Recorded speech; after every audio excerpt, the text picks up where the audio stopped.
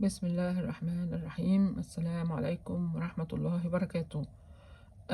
الصورة دي في اسبانيا، بيقولوا انه في شهر يناير 2 يناير كل سنة بيجيبوا راجل منهم ويلبسوه اللبس اللي انتم شايفينه ده، لبس الأندلسيين اللي هم كانوا موجودين زمان في اسبانيا المسلمين، وبعدين حوالين منه عاملين زفة واعلام وعاملين احتفالات، لانه طبعا بعد كده المسلمين ما رجعوش خالص، ده هم يعني ابدوهم.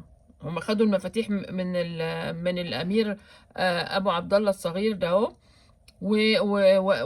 وابادوا المسلمين تماما، او يعني طردوهم بعتوهم في الميه يروحوا المغرب، يروحوا في 60 داهيه. ما اهتموش خالص باللي بيحصل. انا ما اعرفش، يعني اولا الصليبيين بيحتفلوا بانتصاراتهم على المسلمين، ماشي، بس ما كانتش انتصارات اصلا، ده كان عبارة عن خيانة وخدعة، لان هم فرقوا، اول ما فرقوا بين الاخوات الامراء المسلمين، خلاص وقعت البلاد في ايدهم واحدة ورا التانية.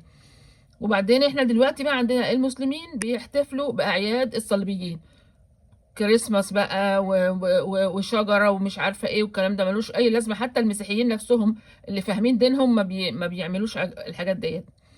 ربنا يهدينا جميعا.